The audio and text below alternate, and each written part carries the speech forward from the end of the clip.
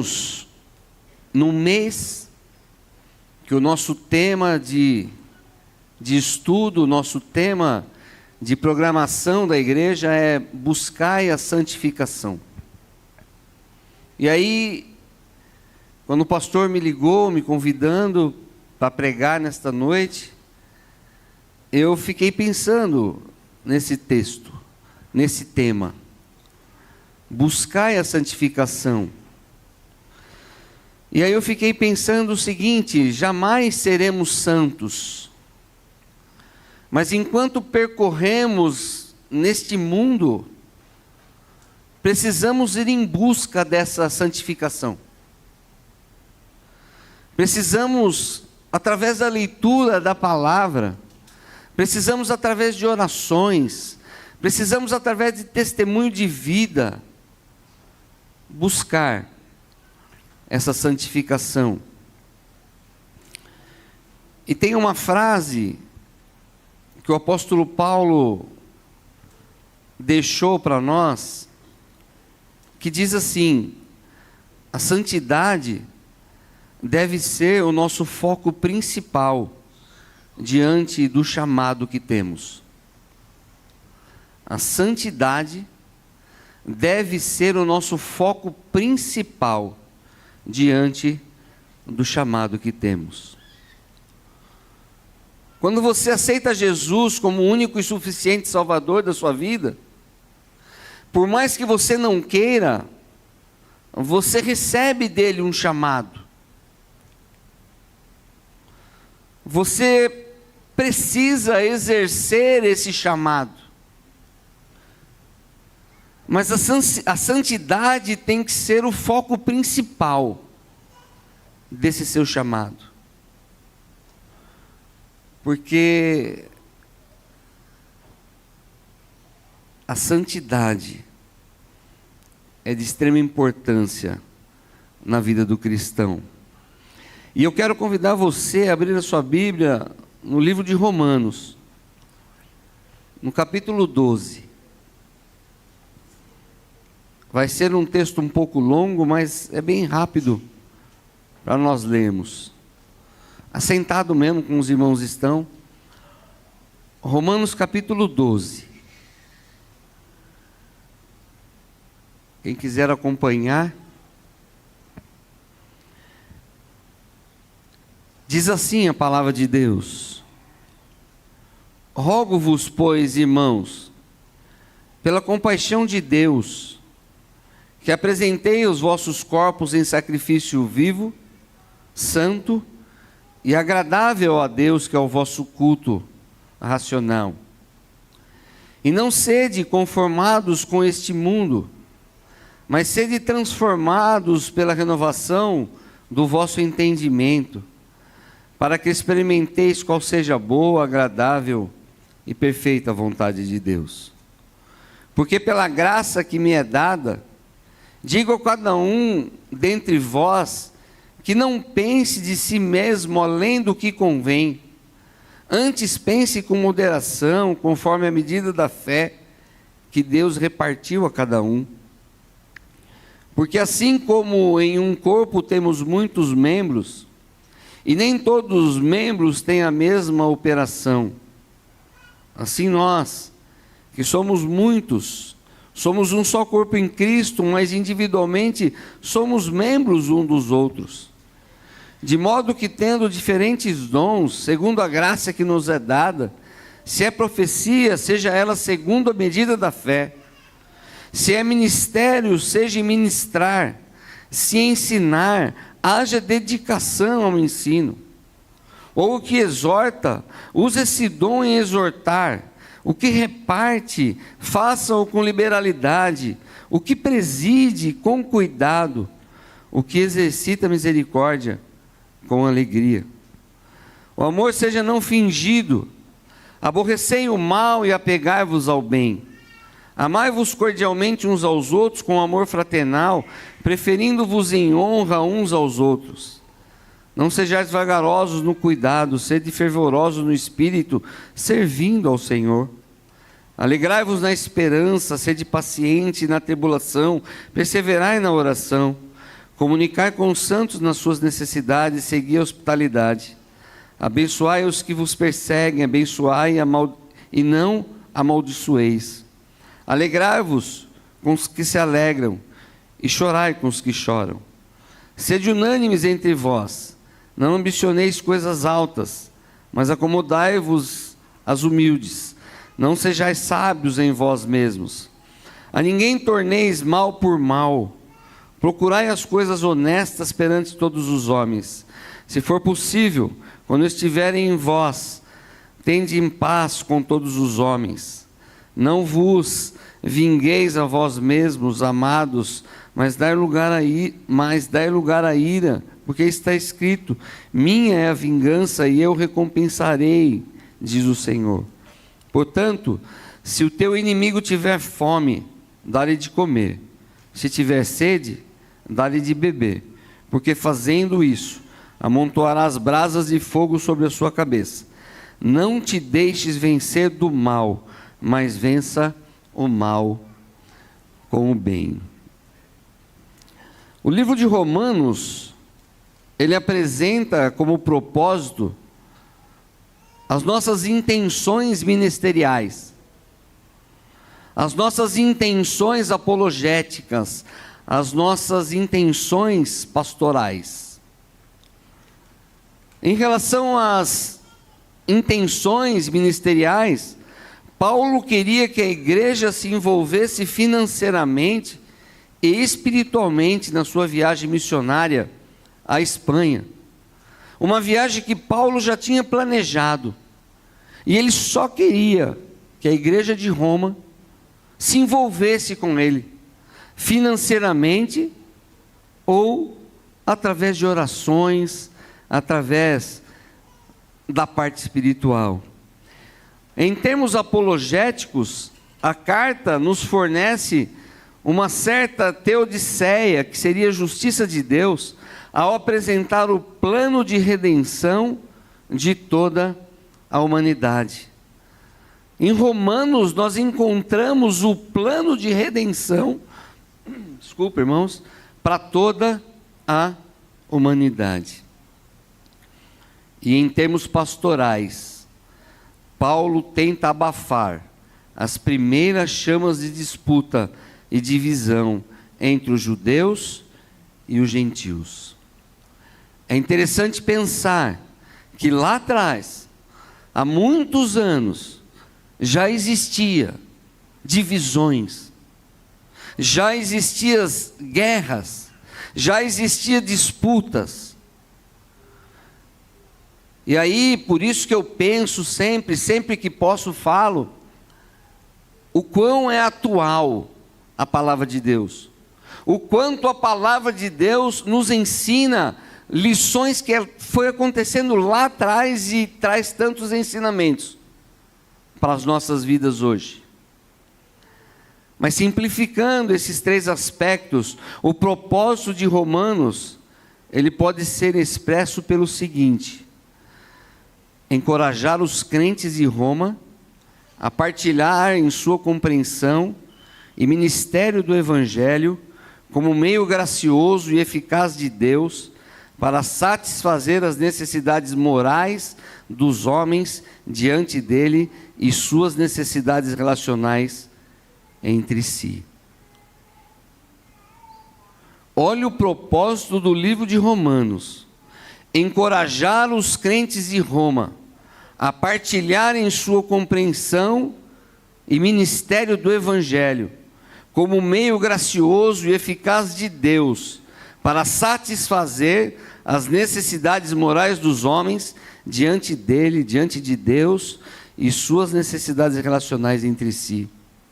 Irmãos, não tem como eu não entender que isso serve para a nossa igreja hoje. Não tem como eu não entender que o livro de Romanos serve para encorajar os crentes da PIB a partilharem sua compreensão e ministério do Evangelho como meio gracioso e eficaz de Deus para satisfazer as necessidades morais dos homens diante de Deus e suas necessidades relacionais entre si. É muito interessante pensar nisso. Só que aí nós lemos o capítulo 12 todo de Romanos. Os outros capítulos têm tantas lições, mas eu queria me aprofundar nesse capítulo 12 nesta noite, para você entender quais as atitudes que nós precisamos ter, quais as lições que nós precisamos tirar para a nossa caminhada terrena em busca dessa santificação. De fato, vale salientar, como eu já disse no início, jamais seremos santos. Jamais. Porque nascemos pecadores. Não tem jeito.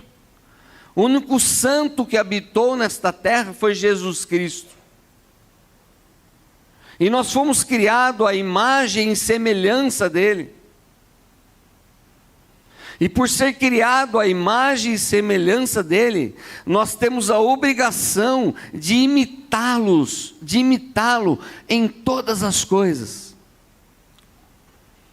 Vai ter coisas que nós não vamos conseguir imitar Jesus. Ele tem atributos que não tem como ser imitado.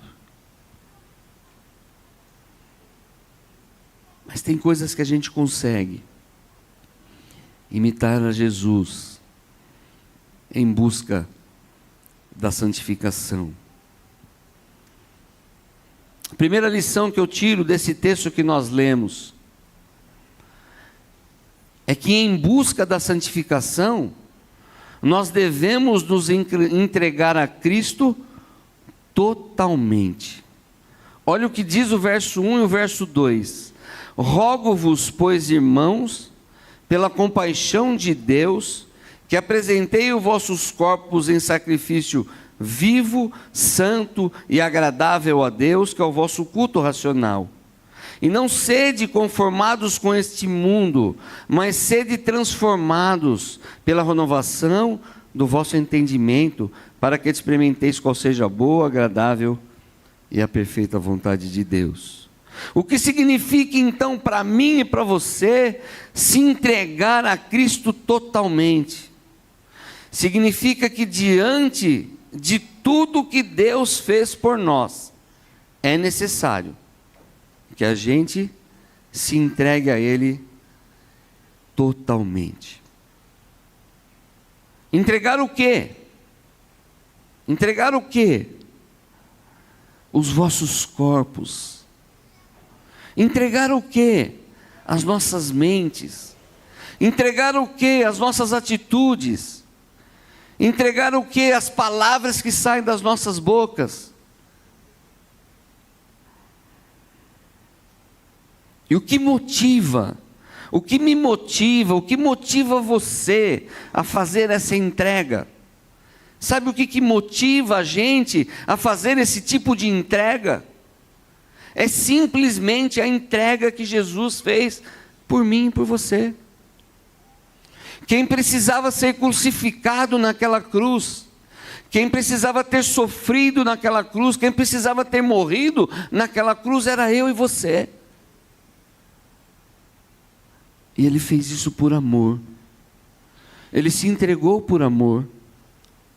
E o fato dele ter sido entregue por amor me faz compreender que é um grande motivo para que eu me entregue a Ele totalmente.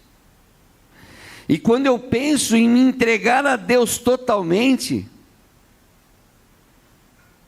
eu recebo um resultado dessa minha atitude. E qual é o resultado quando eu penso em me entregar totalmente para Jesus? Eu consigo conhecer a vontade dEle, que é boa, que é perfeita e que é agradável. Irmãos, não existe nada na vida de uma pessoa além do que poder experimentar a vontade boa, a vontade perfeita e a vontade agradável de Deus. Às vezes a vontade de Deus não é a sua, não é a minha, mas eu quero afirmar para você nesta noite, a vontade dele é melhor do que a nossa, porque a vontade dele é boa, a vontade dele é perfeita, a vontade dele é agradável. A segunda lição que eu consigo destacar nesse texto é que, em busca da santificação, nós devemos ter um conceito equilibrado de nós mesmos. Olha o que diz o versículo 3: porque pela graça que me é dada, digo a cada um dentre vós que não pense de si mesmo além do que convém, antes pense com moderação, conforme a medida da fé que Deus repartiu a cada um de nós. Se não fosse a graça de Deus, você não estaria aqui nesta noite. Se não fosse a graça de Deus, eu não estaria aqui nesta noite. O que seria de nós sem essa graça? O que seria de nós? E quando eu entendo a graça de Deus na minha vida, eu consigo entender que eu não sou ninguém. Eu não sou melhor do que ninguém. Ah, Necão, mas você está tendo o privilégio de pregar no culto de domingo à noite. Eu não sou melhor do que você. Eu não sou nada mais do que você por estar pregando aqui nesta noite. E o texto é claro para nós. Diga a cada um dentre vós que não pense em si mesmo, além do que convém.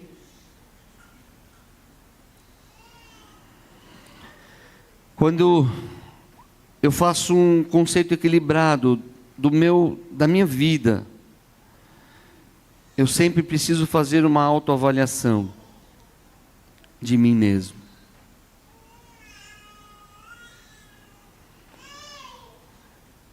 Quantas falhas eu já cometi? Quantos erros eu cometi? Quantas oportunidades que eu perdi de testemunhar de Jesus? Quantas situações que eu vivi que eu não gostaria de viver novamente? Mas Deus conhece o meu coração. Deus sabe que quando eu faço minha autoanálise, eu reconheço os meus erros. Mas diante de Deus eu também reconheço as minhas virtudes,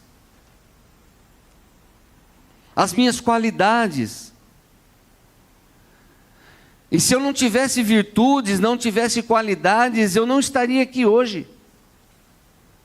Se você não tivesse virtudes e qualidades, você não estaria aqui nesta noite.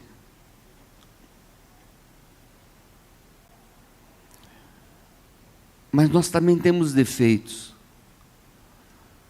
Nós também cometemos erros.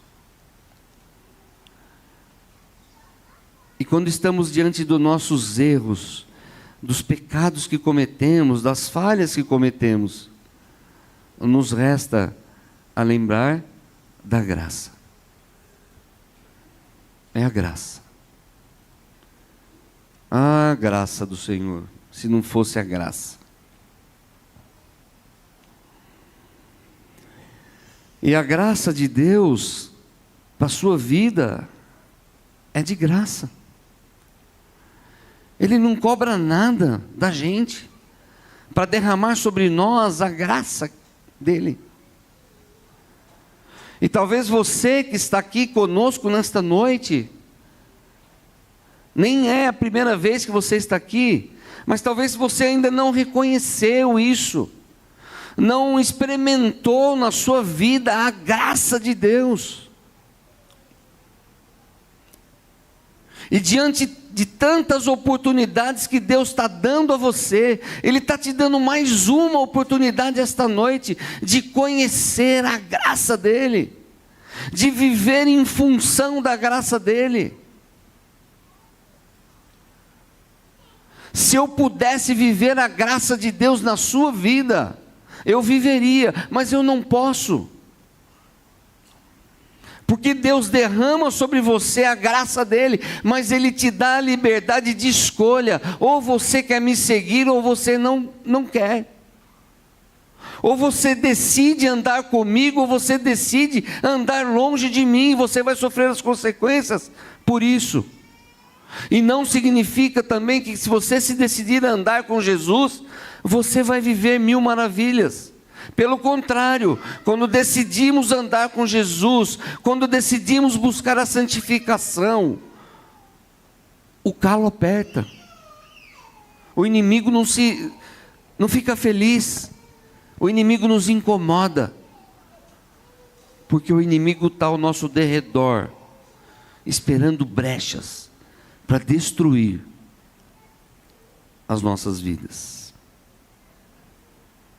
Terceira lição que eu tiro desse texto: em busca de santificação, nós devemos edificar o nosso corpo. Todo cristão deve ter como objetivo a edificação do corpo de Cristo. Olha o que diz o versículo 4 e o versículo 5. Porque assim, como em um corpo temos muitos membros, e nem todos os membros têm a mesma operação, assim nós, que somos muitos, somos um só corpo em Cristo, mas individualmente somos membros uns dos outros. Todo cristão deve ter como objetivo a edificação do corpo de Cristo. Eu apontar o dedo para os seus defeitos, eu não estou edificando o corpo de Cristo. Eu tenho até o direito, nem sei se tenho direito, mas se eu reconhecer em você uma falha, eu tenho o direito de chamar você e mostrar que você falhou.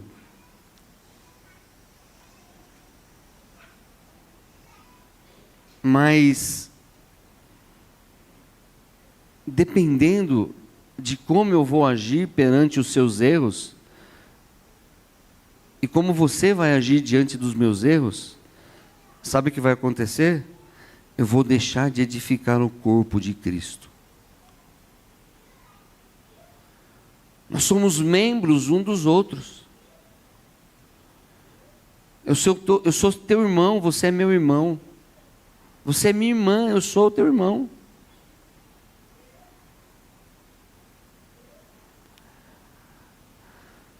E essa busca de santificação vai fazer como nós, o corpo de Cristo, receba a maior glória de todas, que é viver eternamente com Cristo lá no céu. Quarta lição que eu destaco nesse texto: em busca de santificação, nós precisamos exercitar os nossos dons. Versículo 6: de modo que, tendo diferentes dons, segundo a graça que nos é dada, se é profecia, seja ela segundo a medida da fé. Se é ministério, seja ministrar. Se é ensinar, haja dedicação no ensino. Ou o que exorta, usa esse dom em exortar. O que reparte, faça com liberalidade. O que preside, com cuidado. O que exercita misericórdia, faça com a alegria. Quando você recebe a Jesus como Senhor e Salvador da sua vida, automaticamente você recebe dele um dom. E se você quer ir em busca da santificação, você precisa exercer o dom que há em você.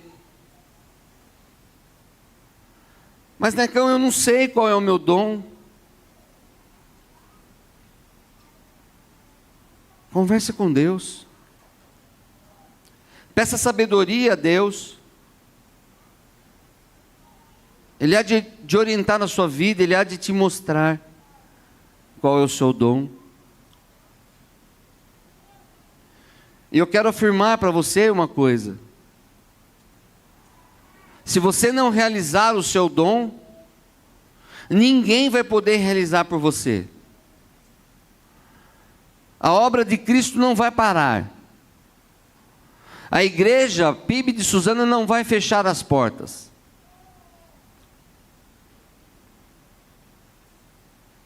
Mas você estará deixando de exercer o dom que Deus deu para você.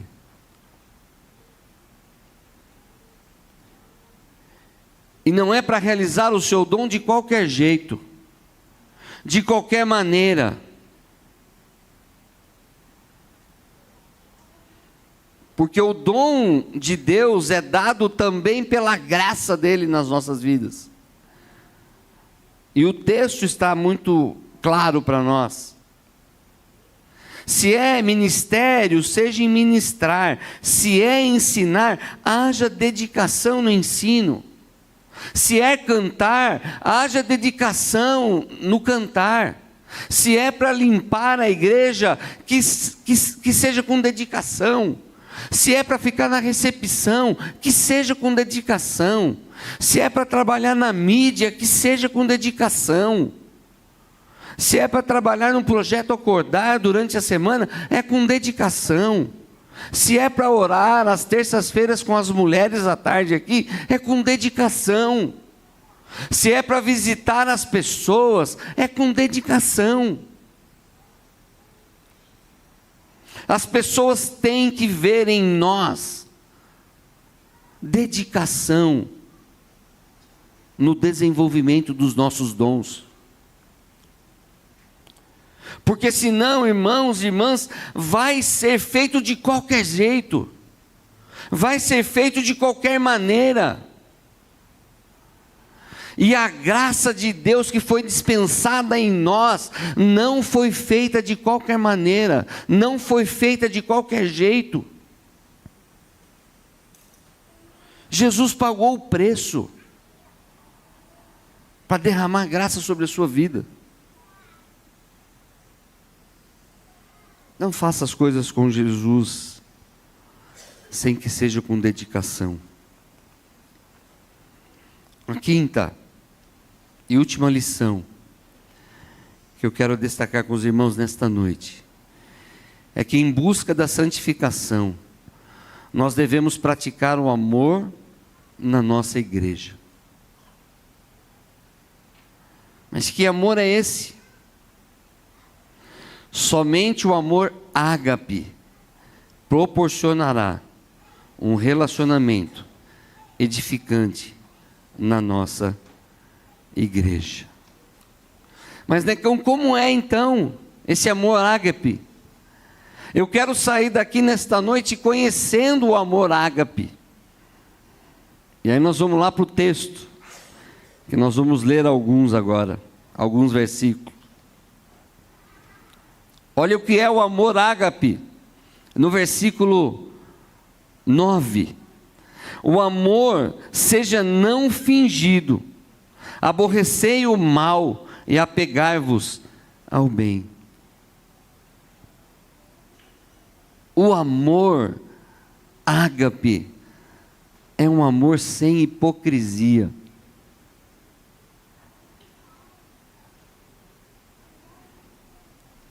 O amor ágape é um amor sem falsidade. É um amor verdadeiro. E é isso que Deus quer de mim. É isso que Deus quer de você. É isso. Um amor sincero. Outro aspecto do amor ágape é um amor com respeito. Versículo 10. Amai-vos cordialmente uns aos outros com amor fraternal, preferindo-vos em honra uns aos outros. Ame cordialmente uns aos outros com amor fraternal. Ame com respeito. Ame com respeito. Versículo 11: não sejais vagarosos no cuidado, sede fervorosos no espírito, servindo ao Senhor. Um amor com compromisso. Nós precisamos amar uns aos outros com compromisso. Nós precisamos amar uns aos outros com longanimidade. Olha o que diz no versículo 12: alegrai-vos na esperança, sede pacientes na tribulação e perseverai na oração. Quantos irmãos depende da gente para ter uma palavra de esperança, numa dificuldade que ele está enfrentando, numa tribulação. E aí você não consegue amar dessa maneira, você não consegue transmitir paciência, você não consegue transmitir esperança para uma pessoa que está precisando muito disso. O nosso amor tem que ser um amor generoso. Versículo 13: comunicai com os santos nas suas necessidades, segui a hospitalidade. Todos nós necessitamos de algo. Todos nós passamos por necessidades, por dificuldades, por lutas, por problemas. E enquanto o corpo de Cristo, nós precisamos ser hospitaleiros diante das dificuldades que os meus irmãos enfrentam, que as minhas irmãs enfrentam.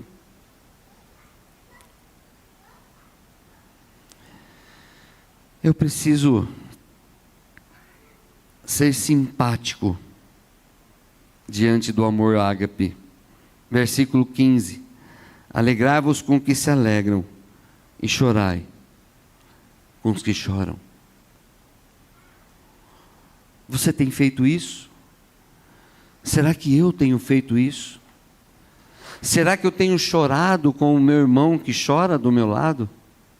Será que eu tenho me alegrado com o meu irmão que se alegra do meu lado?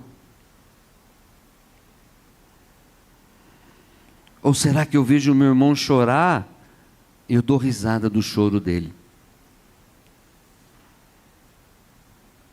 Isso não edifica o corpo de Cristo. Não é para isso que Deus criou eu e você. Deus nos criou para chorar com os que choram e se alegrar com os que se alegram. Nós precisamos ter um amor humilde. Versículo 16 diz assim: sede unânimes entre vós, não ambicioneis coisas altas, mas acomodai-vos às humildes. Não sejais sábios em vós mesmos. Uma das coisas que muitas vezes falta em nós é sabedoria. Sabedoria de como lidar com certas situações. Sabedoria de como lidar com certas dificuldades. Sabedoria de como lidar com certas lutas que enfrentamos.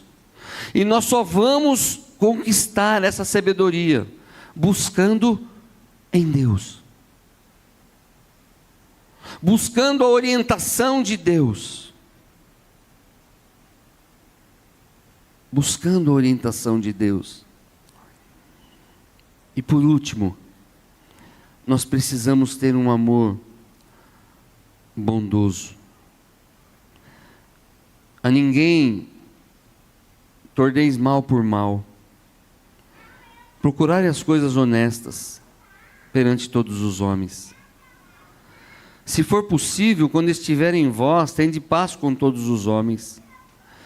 Não vos vingueis a vós mesmos, amados, mas dai lugar à ira, porque está escrito: minha é a vingança, eu recompensarei, diz o Senhor. Portanto, se o teu inimigo tiver fome, dá-lhe de comer. Seja bom. Nós fizemos uma campanha ontem, domingo passado aqui, que foi falado domingo de manhã e de noite já tinha muitas coisas arrecadadas. Isso é o amor bondoso. É isso que Deus espera de mim e de você, enquanto participante ou enquanto membro da PIB de Suzano. Se o teu inimigo tiver fome, dá-lhe de comer. Se ele tiver sede, dá-lhe de beber. Porque fazendo isso, amontoarás brasas de fogo sobre a sua cabeça. E o texto termina dizendo o seguinte: não te deixes vencer do mal, mas vença o mal com o bem. Qual é o bem? Qual é o bem para nós? É nos entregar totalmente a Cristo.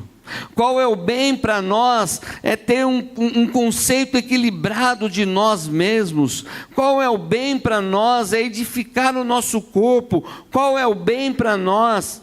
É exercitar os nossos dons. Qual é o bem para nós? Amar como Jesus nos amou.